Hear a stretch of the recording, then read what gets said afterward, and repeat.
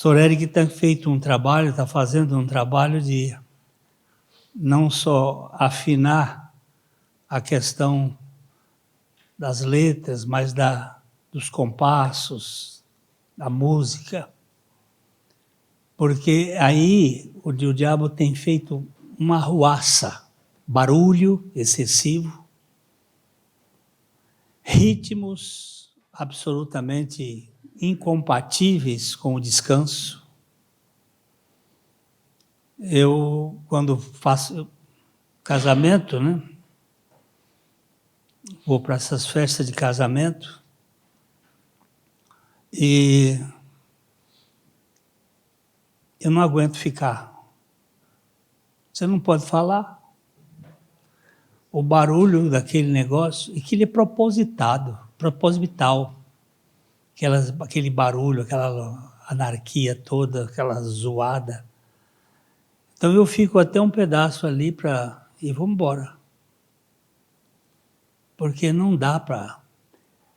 Mas isso foi engendrado em 1776, num grupo de 13 homens na Bavária, quando eles fizeram um projeto que completar-se-á no ano de 2026.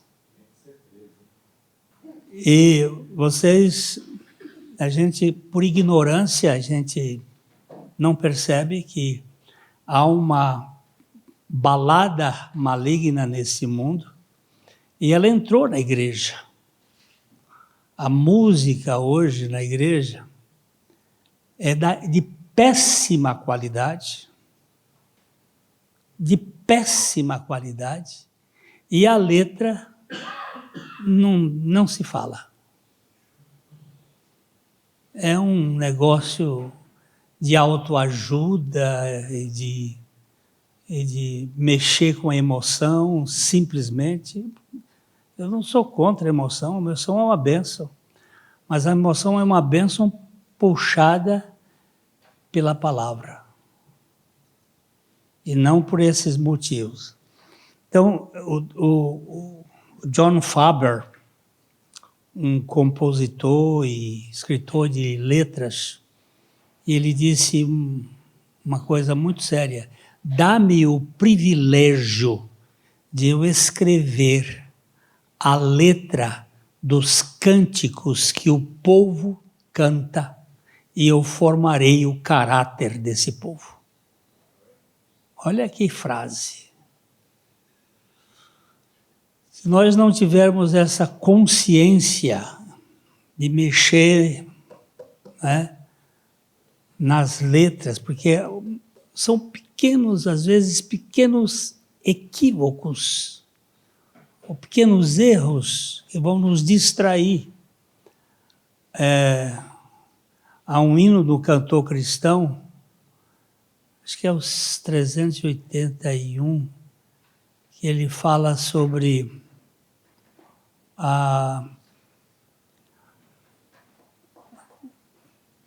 em vez de falar o pecador, ele fala os erros do irmão, olhar com simpatia os erros de um irmão. Em vez de olhar com simpatia o irmão errado, diz olhar com simpatia os erros. Você está vendo como? É uma bobagemzinha de nada, mas muda tudo o sentido. Eu não tenho que olhar com simpatia os erros, eu tenho que olhar com simpatia o irmão que está errado.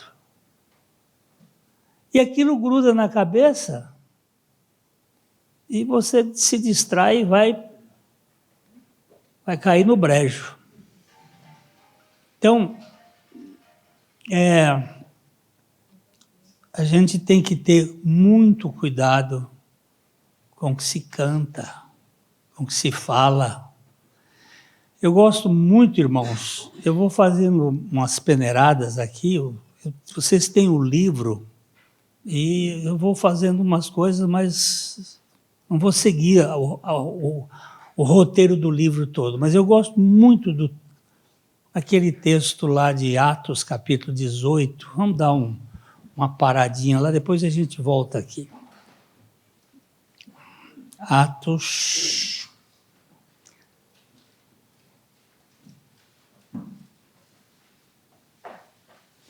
Capítulo 18, no versículo 24.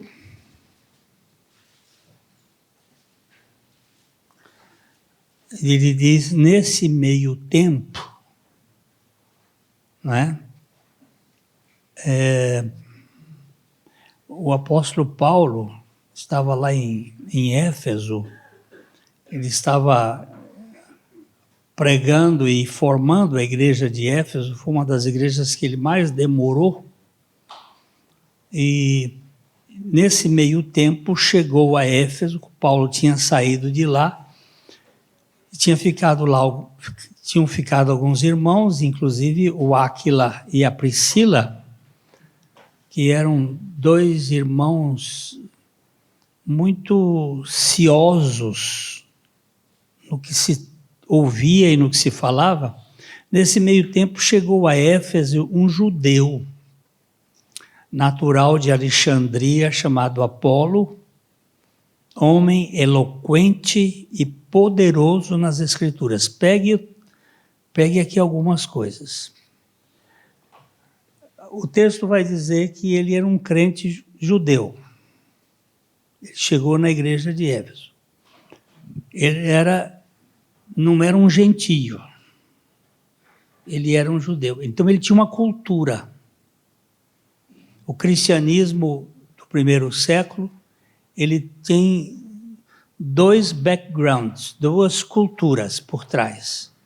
A gentílica, que estava construída basicamente sobre o pensamento greco-romano, a importância da cultura grega e da política romana, e os judeus, que tinham o background mosaico da lei. Esse era um judeu, mas ele vinha de Alexandria. Alexandria é onde tinha a maior biblioteca do mundo na época. Alexandria, no Egito, era a capital da cultura, mais do que Atenas. Alexandria era o top. Então, são coisas assim, ele chegou a Éfeso, um judeu natural de Alexandria. Só o termo dizer natural de Alexandria significa que ele foi educado nas melhores escolas de Alexandria.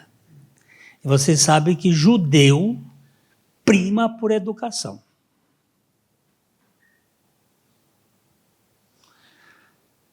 Eles se preocupam com a educação. Então esse cara era bem formado. E ele diz que ele era um homem eloquente e poderoso nas Escrituras. Eloquência é uma das coisas que mais atraem as pessoas. Você ouvir um eloquente, um professor eloquente, um político eloquente, um pastor eloquente, um padre eloquente, é muito bom ouvir. Só que, problema, eloquência sem conteúdo, ou com conteúdo distorcido, é que é o perigo. Aí ele diz que ele era eloquente, mas também ele era poderoso nas Escrituras. Opa, duas coisas boas. Esse enfoque dele ser um cara que era forte nas Escrituras. Muito bem. Um parêntese. Tem um velho pregador inglês que dizia que toda heresia começa depois dos 15 minutos da pregação. que os 15 minutos de um pregador sempre são ortodoxos. Ele vai começar a colocar a heresia depois que você baixa a guarda. Você está ouvindo o pregador, o expositor, ele está falando e você está escutando. Daqui a pouco você está vendo que está tudo certinho.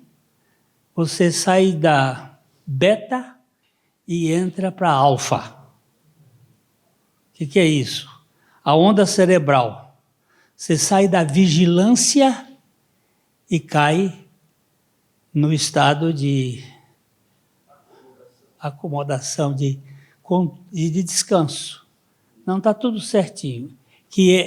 Essa é a maneira que você assiste televisão. Você assiste televisão em alfa, contraído.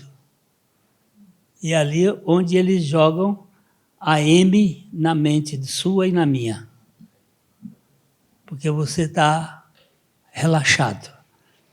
Então, é muito importante você ficar vigilante até o amém. Não pode, se a mensagem durar 40... Eu nem marquei. Se a mensagem vai durar 1 hora, 2 horas, você tem que ficar vigilante até o amém. Não cochile, senão você vai cair igual Eutico. Então, a questão aqui, ele era eloquente e poderoso nas Escrituras. Ele era instruído no caminho do Senhor. Outra qualidade do cara, instruído. Cuidado com instrução. Às vezes o sujeito muito instruído pode trazer problemas sérios. Instruído no caminho do Senhor. E sendo o quê? Fervoroso de espírito. Ele era um cara bem top. Falava e ensinava com precisão a respeito de Jesus, conhecendo apenas o batismo de João. E aqui nós vamos encontrar 2 coisinhas importantes. Ele falava com precisão, mas nem tudo que é preciso é exato.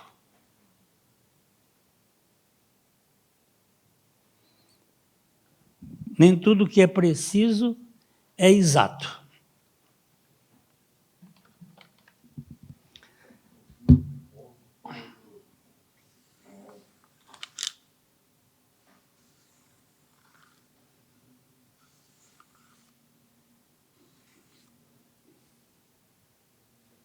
Eu tenho aqui um alvo. Eu atirei aqui. Fui preciso. Eu atirei aqui. Fui preciso. Eu atirei aqui. Fui preciso. Se eu atirar aqui, eu sou impreciso. Mas eu sou exato.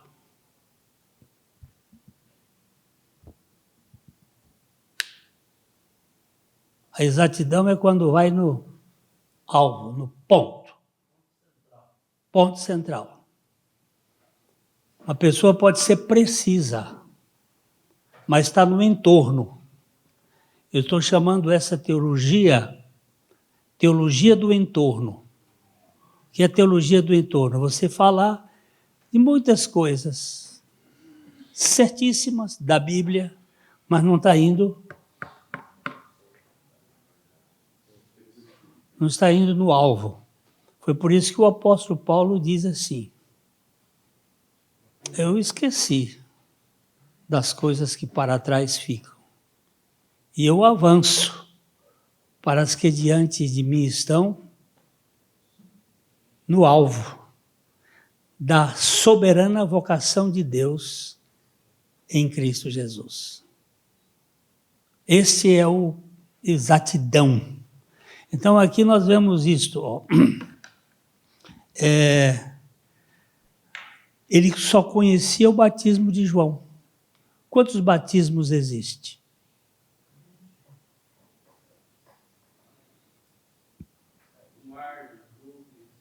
No mar, na nuvem, na água, que é o de João, batismo de arrependimento, batismo na morte, batismo no Espírito Santo, batismo no corpo. Só o fato de dizer, conheci apenas o batismo de João, já mostrou que estava carente, estava faltando. Ele começou a falar ousadamente na sinagoga. Judeu, cristão, falando, instruído no caminho do Senhor. Aliás, melhor, a respeito de Jesus. Ele conhecia, ele falava com precisão a respeito de Jesus. Você vai ver que é uma mudancinha de nada, mas ela é total. A respeito de Jesus. Ele depois começou a falar ousadamente na sinagoga, ouvindo-o,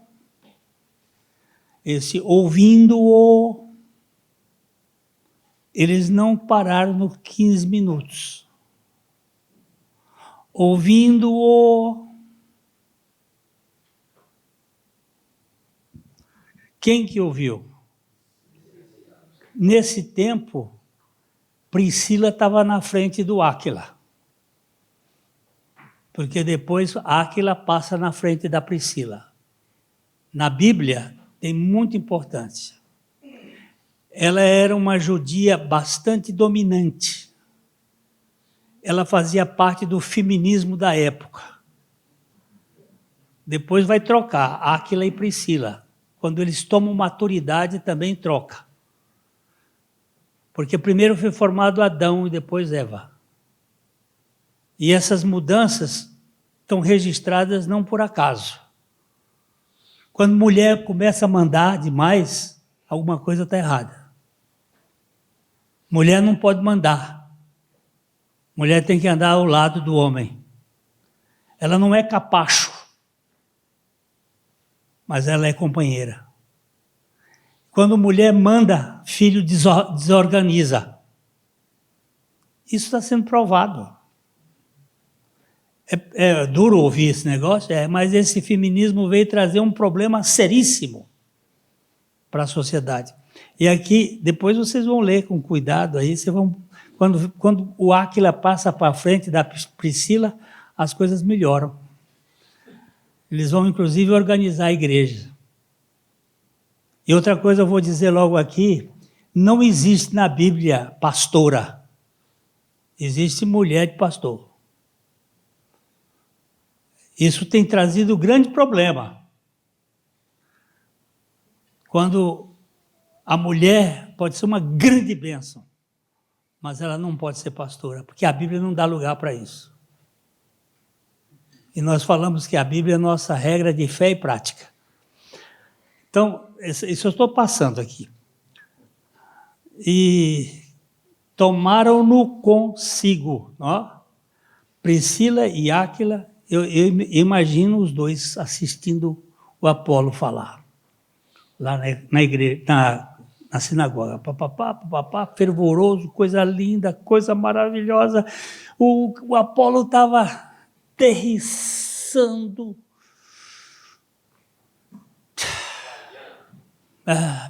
Aí os dois ali ouvindo, e como a Priscila estava na frente, ela olhou para o Apolo, Áquila, vamos convidar ele para ir lá em casa para comer um peixinho.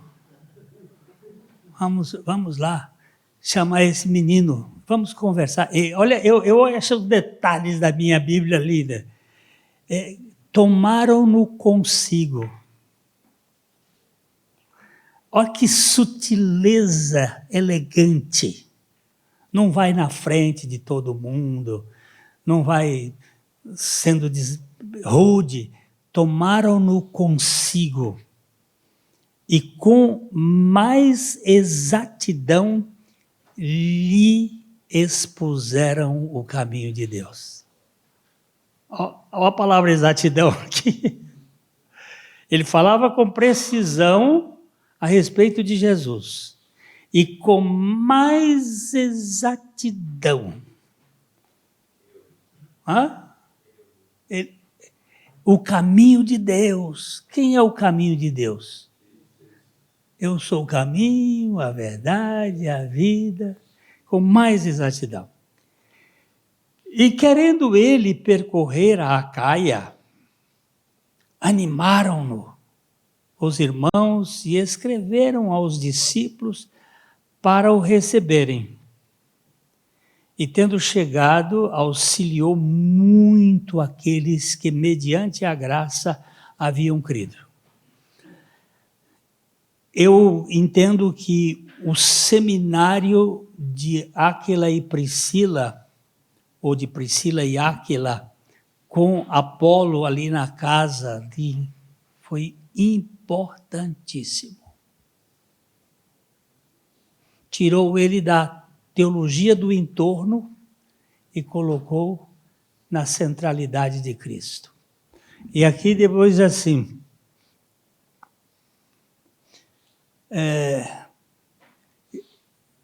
porque com grande poder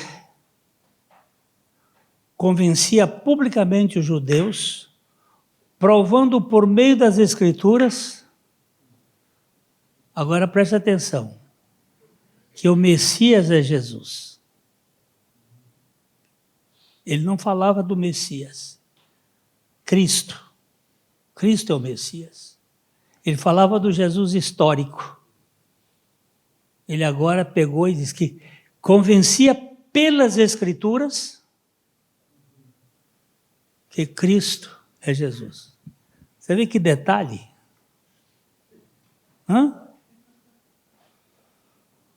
Como muda?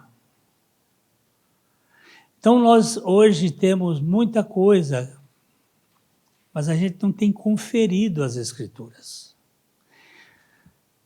Dito isto, nós vamos voltar para Lucas, capítulo 4. Lucas, capítulo 4.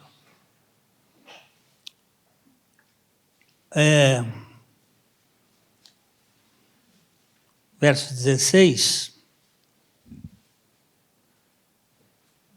Lucas 4, 16. Indo para Nazaré, onde fora criado, entrou num sábado na sinagoga, segundo o seu costume, e levantou-se para ler. Como é que você lê? Como é que você vê esse versículo aí? Jesus estava morando em Cafarnaum. Ele tinha sido criado lá na Nazaré, mas quando ele fez o seu primeiro milagre, onde foi o primeiro milagre de Jesus? Em Caná. Dali ele ficou encanado e foi para Cafarnaum. Ele nunca mais voltou a Nazaré. Aí ele volta a Nazaré posteriormente. Nazaré é sua cidade de infância. Jesus ia regularmente à sinagoga no dia de sábado. E eu, às vezes, fico pensando crentes que não vão à igreja do domingo, que ficam assistindo o culto por internet. Não vão na comunhão, ou não tem uma comunhão em uma relação. Igreja não é o prédio de uma organização, é onde 2 ou 3 irmãos estão reunidos para se abastecer. São coisas do meio do caminho que eu estou falando assim. Havia 2 outras coisas que lemos que ele fazia regularmente. ele orava regularmente. Isso está registrado em Lucas 22, 39. E ele criou o hábito de ensinar regularmente. Marcos 10. Então, tem 3 vezes que a palavra regularmente ou regular mostra que é ir à sinagoga regularmente, orar regularmente e ensinar regularmente. São coisas que ele fazia regularmente. Em uma visita à sinagoga, ele se levantou para ler as Escrituras do Antigo Testamento. Vamos voltar aqui ao versículo, então, versículo 17. Então, o quê? Alguém pode ler? Então lhe deram o livro do profeta Isaías e, abrindo o livro, achou o lugar onde estava escrito. Eu queria que vocês vissem como é que o livro era aberto.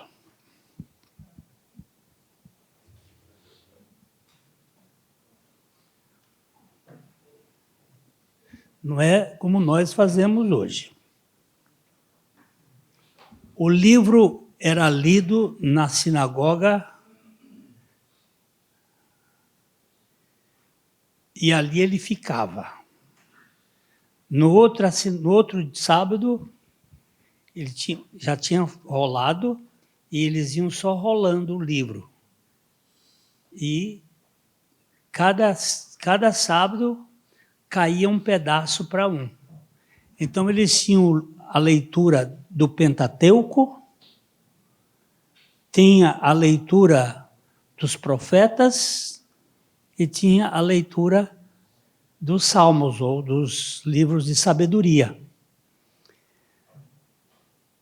Ele foi ler o livro dos profetas. Então o acólito, o ajudante, veio e colocou o livro na frente dele, já na posição. Ele não procurou o texto. E você vai saber exatamente em que sábado isso aconteceu. Ele está exatamente designado o dia do sábado em que Jesus leu esse. Eu sabia de qual, mas agora eu não me lembro. Você dá uma pesquisada, por favor, aí. Isaías 61. Não, é Isaías 61, mas qual foi o dia do sábado que ele leu? Qual foi o sábado? Se foi em outubro, se foi foi um dia de sábado designado. Isso aqui é tão importante porque a gente pensa que é aleatório. A gente pensa que foi por acaso. A gente chega aqui, me dá essa Bíblia, me dá essa Bíblia. Eu vou dar uma palavra hoje para vocês. E aí eu abro aqui em Corinto, eu fiz um negócio assim, papá. Não. Aqui estava absolutamente determinado pelo ritual judaico. Vocês estão captando ou não? Tá? Os textos da lei, eles eram lidos todo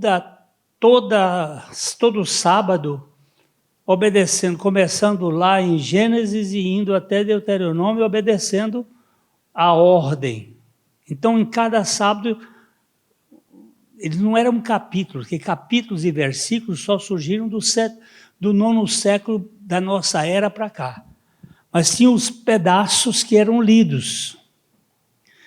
Então, ele caiu para Jesus, então lhe deram o livro do profeta Isaías e, abrindo o livro, quando ele torceu o livro, ali estava o texto, achou o lugar onde estava escrito. Versículo 18.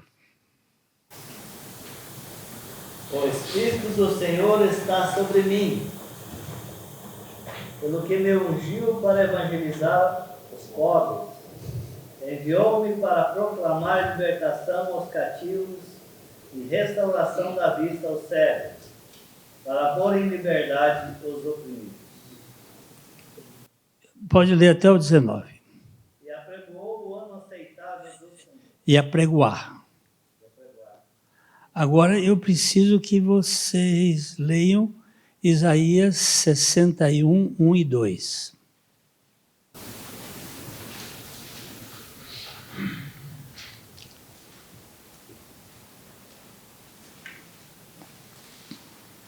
O Espírito do Senhor Deus está sobre mim, porque o Senhor me ungiu para pregar boas novas aos pobres. Enviou-me a curar os quebrantados de coração, a proclamar libertação aos cativos e a pôr em liberdade os algemados e a pregoar o ano aceitável do Senhor e o dia da vingança do nosso Deus e a consolar todos os que choram.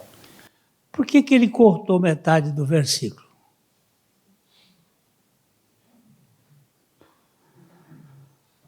O evento em que Jesus lê o livro da sinagoga em Nazaré, Lucas, não é datado de forma precisa na Bíblia. No entanto, podemos tentar fazer uma estimativa com base em algumas informações.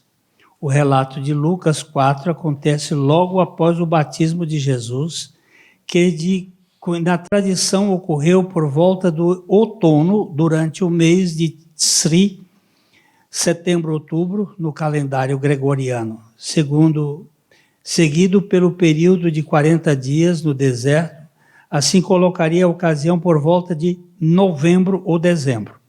Mas esse aqui, o chat, eu tenho um judeu cristão que dá exatamente o sábado, o que aconteceu naquele sábado, que é mais ou menos por aqui, entre outubro e novembro. Ele caiu num sábado e estava designado aquele texto, estava marcado para aquele sábado, porque isso aqui fala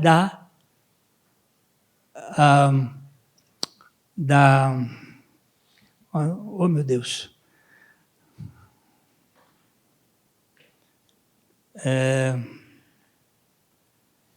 predestinação.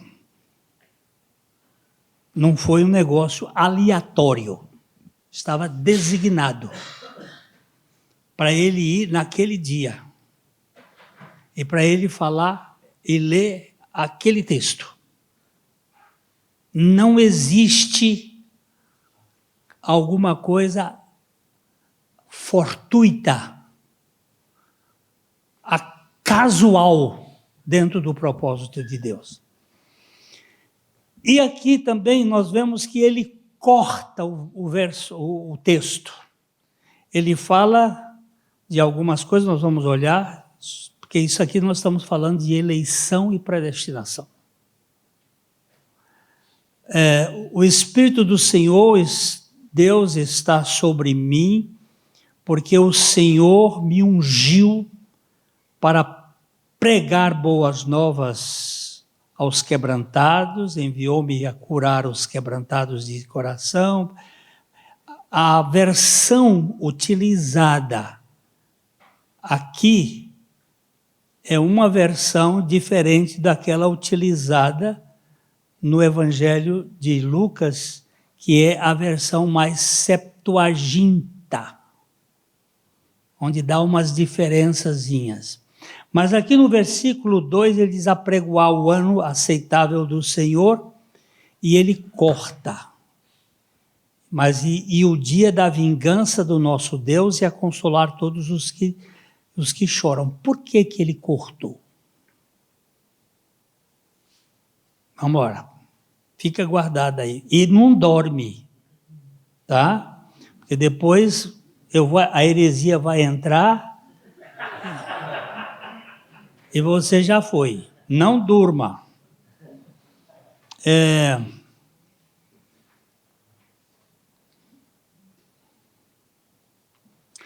Esta passagem sempre foi reconhecida como uma descrição do ministério do Messias. Eles sabiam que esse texto apontava para o Messias. Todo judeu, até hoje, sabe que o texto de Isaías 61 é o advento do Messias. E agora Jesus diz assim, hoje, o que ele diz aí no versículo seguinte? Quem é que sabe ler, gente? Hoje se cumpriu a escritura que acabais de ouvir. Olha que coisa que ele vai colocar. Quando ele disse hoje se cumpriu essa escritura, ele estava dizendo de maneira mais clara possível, eu sou o Messias de Israel.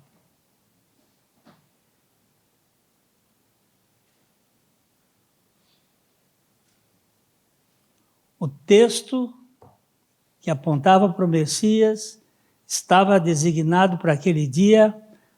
Ele levantou-se, ele leu, ele disse, hoje se cumpriu. Observe as implicações revolucionárias da missão de Jesus, do Messias. Ele veio para lidar com os enormes problemas que afligem a humanidade ao longo da história. Quais são os problemas? Vamos ver quais são os problemas.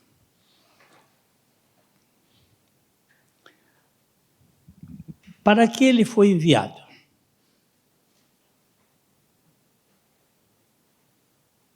O Espírito do Senhor está sobre mim, pelo que me ungiu, para quê? Para quê? Para quê? Ai, ai, ai. Ele está na teologia da libertação?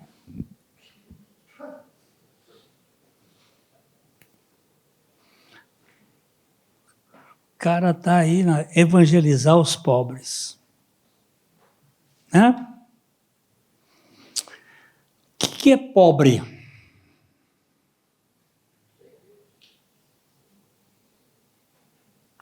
Será que é pobre de maré de si? O que é pobre aqui?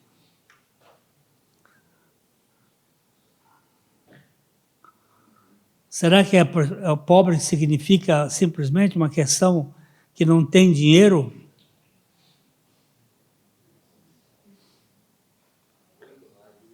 Né? Eu não entendo. Depois ele diz mais uma outra coisa. Ele me enviou para evangelizar os pobres e para o quê?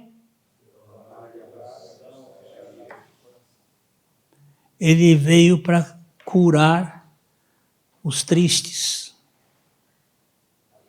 Depressão. Quebrantados de coração. Deprimidos, oprimidos e possuídos. Não. Ele veio também para o quê? Proclamar o quê? Liberdade aos cativos, aos presos. Presos de quê? É só preso do Alexandre de Moraes ou é o preso de falta de esperança? Ou é o preso que não percebe que existe um Deus Todo-Poderoso dirigindo a sua vida?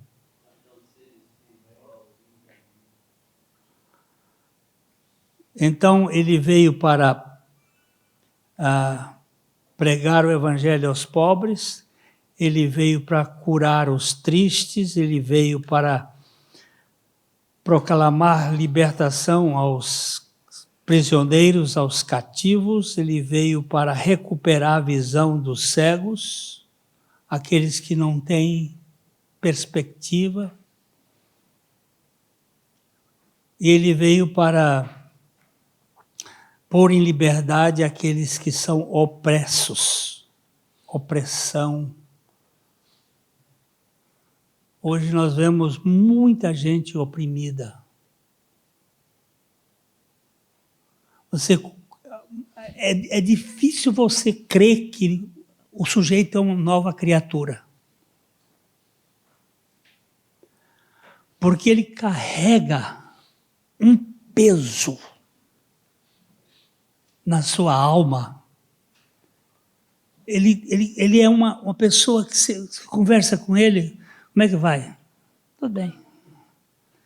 Como é que estão as coisas? Mais ou menos. E em casa, aí, tudo lá. E só choraminga, só reclama, só murmura, só lamenta. Você é filho de quem? Ele disse, eu quero deixar com vocês a minha alegria, para que a alegria de vocês seja completa. Eu não estou dizendo que você tem que ser um paraquedas aberto, que vive... Isso aí é besta. Mas, no mínimo, o bafo das suas palavras, o proclamar da sua voz, seja de esperança, seja de perspectiva. Eu sei que meu Redentor vive e com ele eu viverei. Mas a gente vê nas rodinhas no meio, parece carro de álcool no tempo do frio que não pega.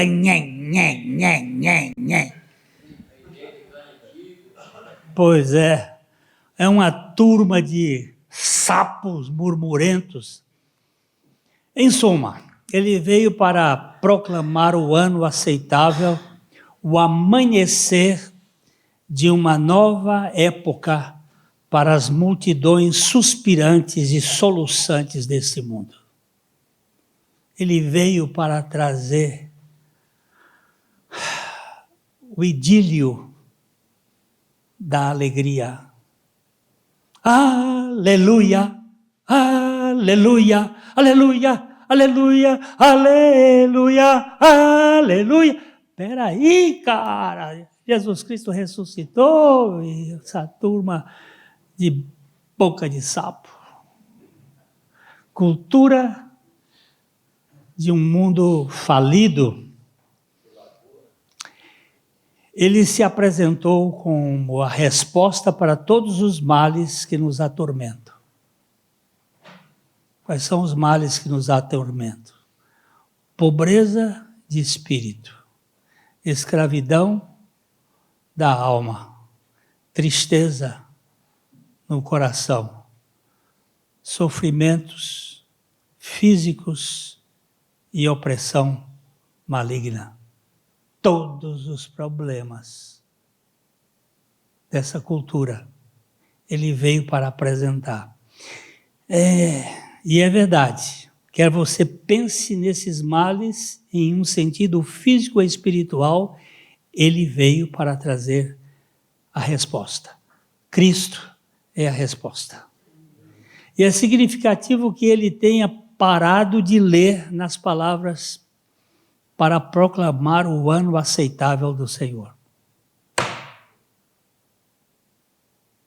Ele não falou do dia, ele cortou no ano aceitável do Senhor.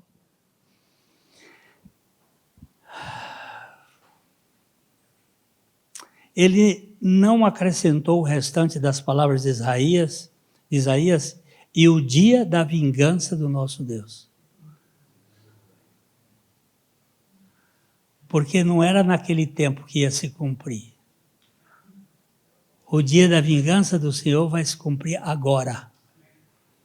Ele cortou ali. O propósito de sua primeira vinda era pregar o ano aceitável do Senhor. E graças ao Senhor, ainda estamos no ano aceitável do Senhor. O tempo da graça. Ainda estamos. Mas o dia da vingança do Senhor está chegando. Está chegando.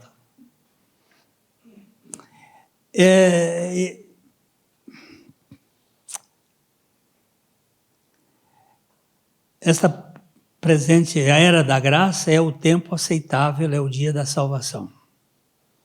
Esse é um tempo que nós podemos falar do Evangelho de Jesus Cristo, para que todo aquele que for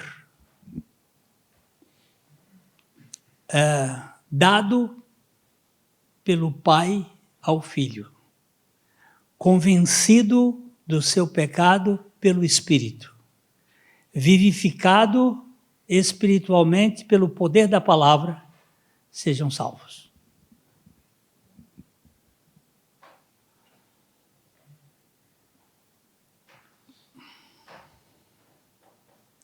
Quando ele retornar à terra pela segunda vez, ele será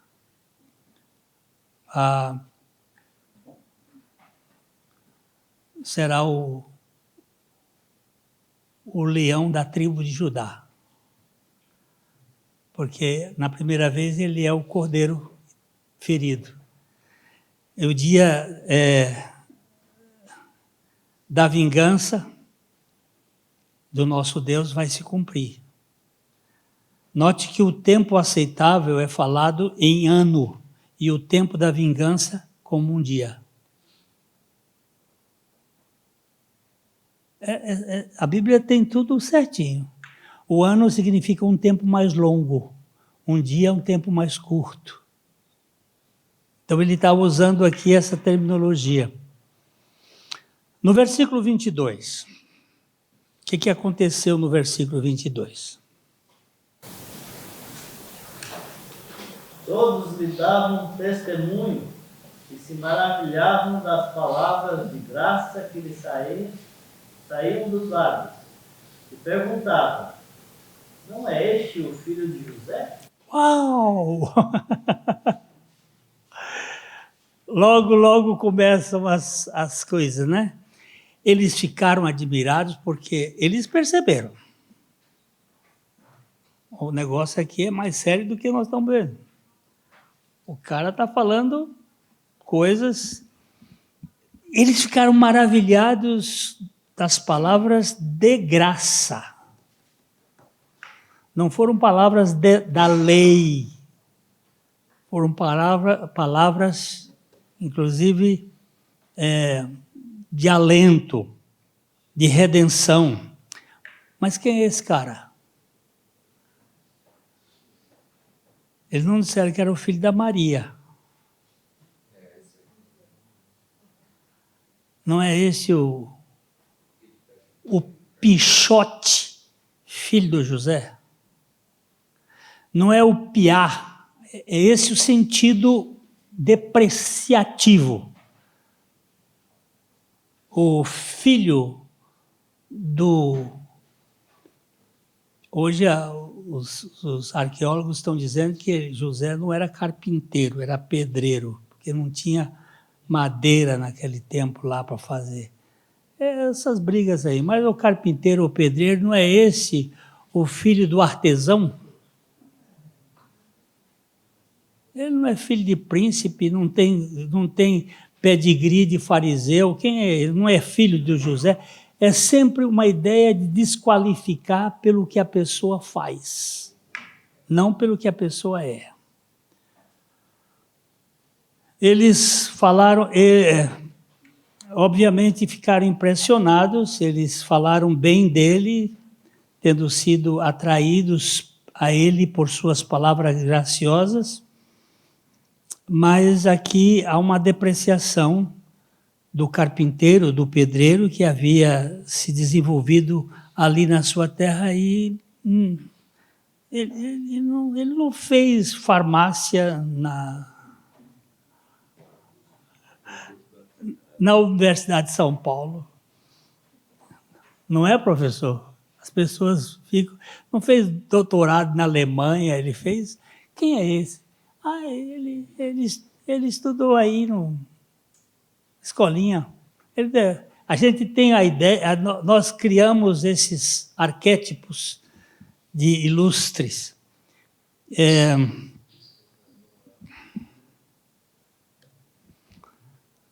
O verso 23. Vocês me desculpam, mas esse assunto surgiu por causa daquele cara lindo agora, chamado Lúcio Campos. Ele veio me fazer uma pergunta e Deus me trouxe para cá. Vamos lá. O que disse? Jesus disse: sem dúvida, citar-me-eis este provérbio: médico, cura-te a ti mesmo. Tudo o que ouvimos ter-se dado em Cafarnaum, faz-o também aqui na tua terra. O Senhor sabia que essa popularidade era superficial. Cuidado com o elogio. Cuidado com bajulação. Bateu palma, foge. Ele não havia apreciação real da sua verdadeira identidade ou valor. Para eles, ele era apenas um dos garotos da sua cidade natal que tinha saído bem em Cafarnaum, e Jesus já captou a ideia de dizer, então, vocês vão me dizer assim, médico, cura-te a ti mesmo. Normalmente, esta parábola significaria: faça por si mesmo o que você fez pelos outros. Cure a sua própria condição, já que você afirma curar os outros. Isso aqui você está pregando, mas você não está vivendo. Você fala da boca para fora. Jesus foi logo no problema da crítica. Como é que eu vou dizer que é esse tipo de crítica? Maldosa, sorrateira.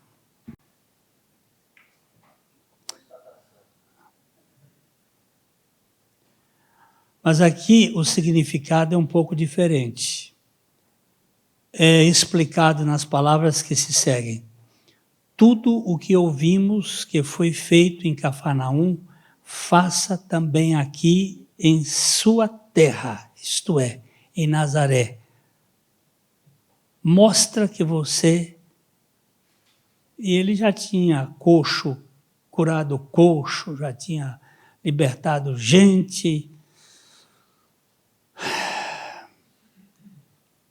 E foi um desafio desdenhoso para ele realizar milagres em Nazaré, como havia feito em outros lugares, e assim salvar-se do ridículo. Os versos 24 a 27, vamos dar uma lida neles. Eu vou correr rápido aqui. E prosseguiu. E Jesus prosseguiu: de fato, afirmo a vocês que nenhum profeta é bem recebido na sua própria terra. Na verdade, lhes digo que havia muitas viúvas em Israel no tempo de Elias, quando o céu se fechou por 3 anos e meio, e reinando grande fome em toda a terra.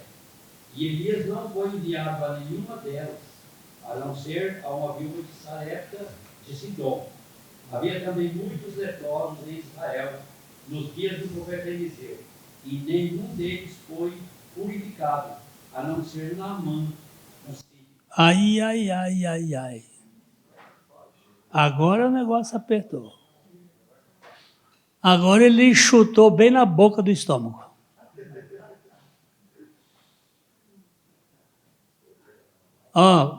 Demonstra quem é você. É isso que vocês estão querendo?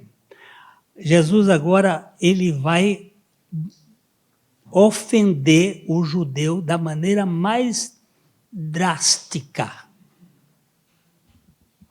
mais profunda.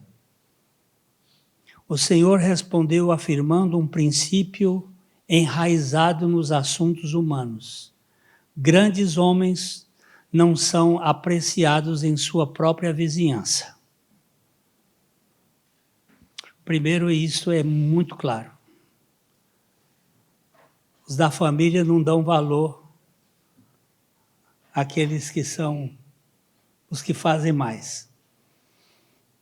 Ele então citou os 2 incidentes pontuais no Antigo Testamento, onde os profetas de Deus não eram apreciados pelo povo de Israel e, portanto, eram enviados aos gentios. Os 2 profetas mais realizadores de milagres da Bíblia, Elias, 7, Eliseu, 14. Aliás, Eliseu tem o cumprimento da última profecia 300 anos depois da morte dele. Ele pediu porção dobrada do espírito de Elias. Elias fez 7 milagres. E Eliseu só fez 13. Mas no dia em que foram enterrar o sujeito na cova, onde Eliseu estava sepultado, quando o defunto bateu nos ossos de Eliseu, levantou. Eu não tenho na Bíblia nada fora do lugar. Ele é ressuscitado para completar os 14. Mas Jesus pegou aqueles homens que não foram vistos como pessoas. Eram apenas utilitários, né? Mas ele agora disse: houve uma grande fome em Israel nos dias de Elias, e ele não foi enviado senão uma viúva, não judia. Uau! Uau! Para um povo que se acha o melhor. Povo, eu sou um batista, eu sou um presbiteriano, eu sou um católico, então vou fazer para o meu povo, para a minha tribo, para a minha gente. A gente começa a ser exclusivista e Jesus diz: embora houvesse muitas viúvas no seu tempo, ele foi enviado apenas a uma gentia de Sidom. Pensa o que era Sidom. A região de Tiro. Adversários cruéis naquele tempo.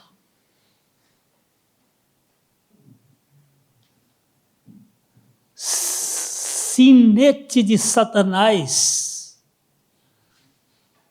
o rei de Tiro, contra Israel. Você imagina ele dizer isso? Isso é uma ofensa. Jesus sempre quebrou paradigmas. Ele disse: olha, as prostitutas vão chegar muito primeiro no reino dos céus do que vocês. Ele vira a mesa. Então, meus irmãos, veja aqui. Embora muitos leprosos estivessem em Israel, quando Eliseu estava ministrando, ele não foi enviado a nenhum deles, mas recebeu Naamã. Em vez de... ele foi enviado para o gentio Naamã, capitão do exército sírio, outro país. Pensa, um país que fez Israel sofrer. Então, imagine o impacto das palavras de Jesus nas mentes judaicas. Pensa na manhã daquele sábado. Pensa no impacto.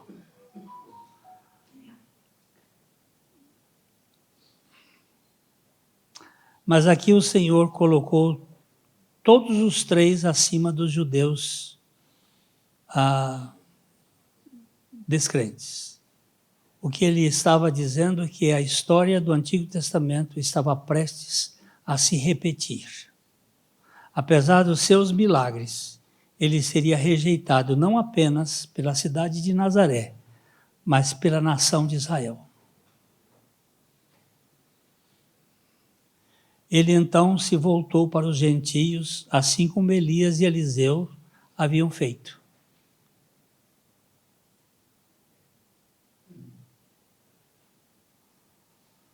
No versículo 28. Todos na sinagoga, ouvindo essas coisas, se encheram de ira. Onde é que eles estavam? Sinagoga. E o que fez eles se encherem de ira?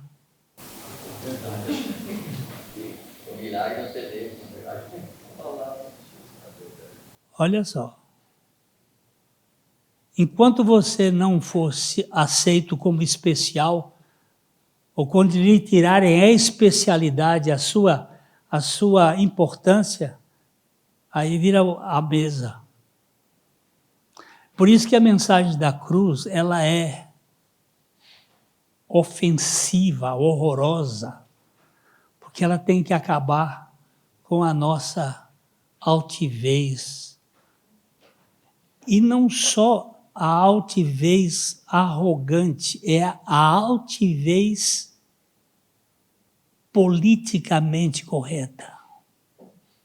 Aquela que você não vê no primeiro plano, mas ela está lá enrustida, numa atitude de superioridade, até superioridade espiritual. Eu sou melhor do que você.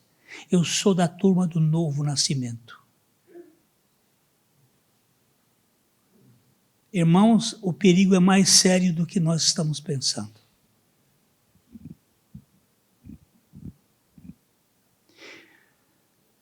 Nós somos especiais, né? Eles ficaram enfurecidos pela mera sugestão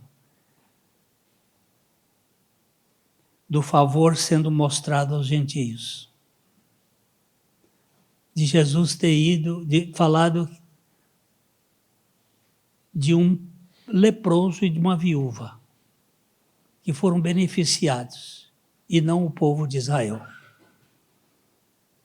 O bispo Riley, ele comenta assim: o homem odeia amargamente a doutrina da soberania de Deus que Cristo acabara de declarar. Odeia amargamente, porque Deus escolheu aquele e não a mim.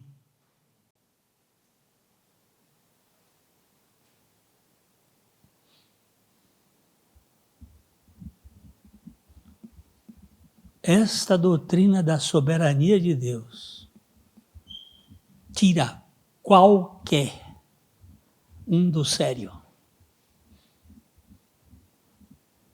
Mas como dizia a W. Pink, meu Deus, por que a mim? Tem misericórdia.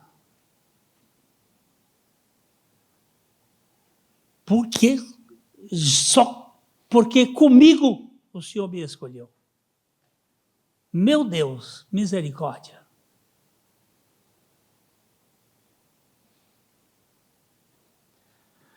Então o povo o empurrou para fora da cidade, para o topo da colina, com a intenção de jogá-lo do penhasco. Sem dúvida, isso foi instigado por Satanás, como em outras tentativas de destruir o herdeiro real. Mas Jesus milagrosamente andou pela multidão e deixou a cidade. Eu imagino, fica imaginando. Foram com Jesus até o precipício. Eu estive lá naquele lugar, hoje não é tão alto. O povo desse telefone aí, Dodô. Você Deus chamando, hein?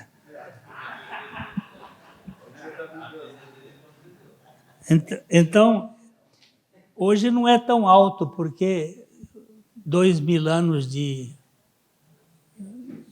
areia, mas aquela era um penhasco alto. Eles chegaram até na beira do penhasco.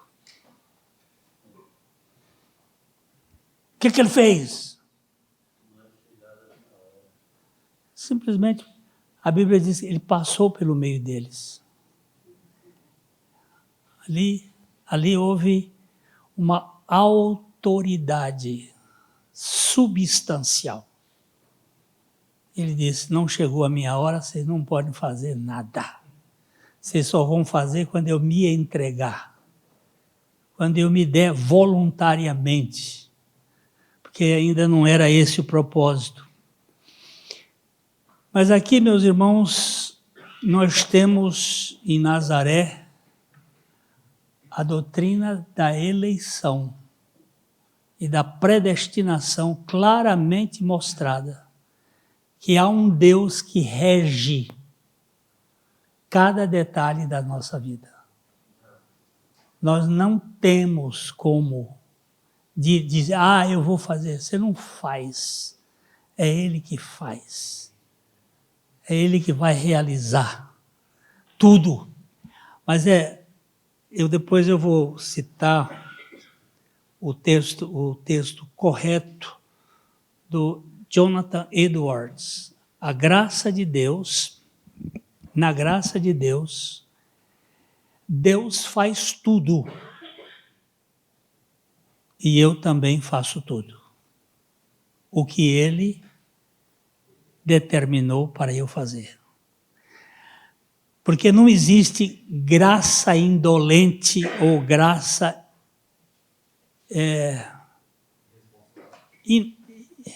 irresponsável, mas inativa. Não existe. Então Deus faz tudo e eu não faço nada. Não, você vai fazer tudo que Deus determinar para você fazer. Lembra-se que ontem eu citei o caso do Wayne Jacobsen, que queria trabalhar para Deus, queria fazer as coisas para Deus, estava cansado, estava exausto, estava doente, e Deus disse, sente-se. Ontem eu li para o irmão um dos poemas que eu gosto, de um pastor, poeta e político. 3P. Pastor, poeta e político, que viveu de 1593 a 1633. Chamava-se George Herbert. No terceiro poema sobre o amor. Eu vou ler na versão, na tradução do texto dele e depois na substituição do texto proposto pelo Wayne Jacobsen, como nós deveríamos ler. O amor me acolheu. O amor me acolheu, mas minha alma retrocedeu culpada de pó e de pecado. Por favor, entenda a figura de linguagem. Pó, nossa natureza terrena. Pecado, nosso velho homem. O amor me acolheu, mas minha alma retrocedeu, culpada de pó e de pecado. Mas, onisciente, o amor, vendo-me hesitar, desde o meu primeiro passo, aproximou-se de mim com doçura, perguntando-me se alguma coisa me faltava.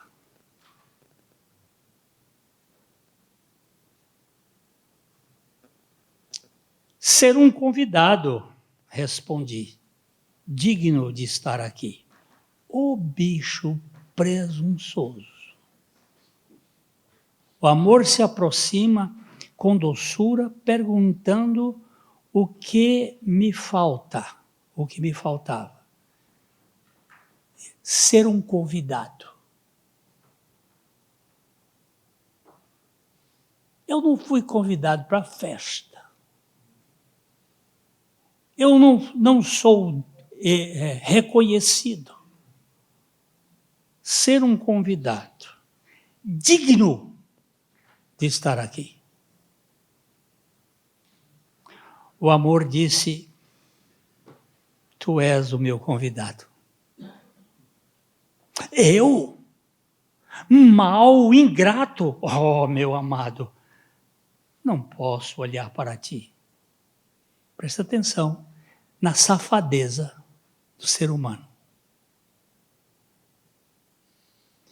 Não existe autoestima, não existe baixa estima.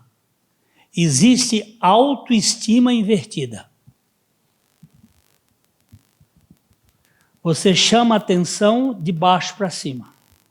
Você se humilha ou se desvaloriza para que todo mundo... Oh, não, você não é isso. Essa atitude de fazer-se de coitadinho é uma arrogância sem precedente. Está no píncaro do Himalaia, só que é vista debaixo do Mar Morto. Um bando de safados chamando a atenção para sua personalidade distorcida e adoecida. Eu estou falando de mim.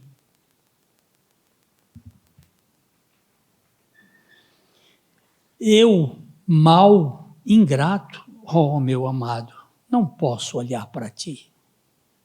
O amor me tomou pela mão e sorrindo respondeu, quem fez esses olhos, senão eu? É verdade, Senhor, mas eu os manchei, que a minha vergonha vá para onde merece.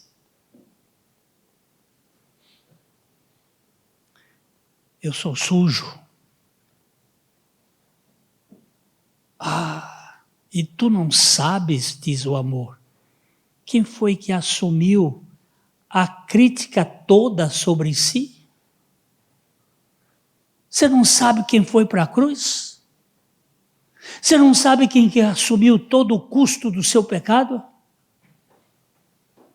Meu amado, agora te servirei. Não, é necessário que te sentes, disse o amor, e saboreis a minha comida. Então sentei-me e comi. Nós queremos pagar. Quando ele diz aqui, você não sabe quem foi que assumiu sobre si? Agora eu vou te servir. Você vai servir quem? Desde a antiguidade nunca se viu, nem com o ouvido se ouviu, nem com os olhos se viu um Deus além de ti que trabalha para aquele que nele espera. Não é você que trabalha para Deus, é Deus que trabalha para você. Que história é essa? De trocar com Deus? O que é que nós precisamos? Nós precisamos morrer. Agora, a sugestão ele diz assim, da sugestão do Wayne, ele diz assim, Cristo me acolheu, mas minha alma retrocedeu culpada de pó e de pecado. Mas, clarividente, Cristo, vendo-me hesitar desde o meu primeiro passo, aproximou-se de mim com doçura, perguntando-me se alguma coisa me faltava. Serei um convidado teu, digno de estar aqui. Cristo disse, tu és o meu convidado. Eu, mau, ingrato, oh meu amado, eu não posso olhar para ti. Cristo me tomou pela sua mão e sorrindo respondeu: quem fez esses olhos senão eu?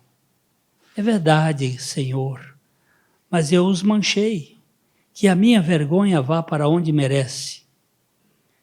E não sabes, disse Cristo, quem foi que assumiu na cruz a sua causa? Ah, meu amado, agora te servirei.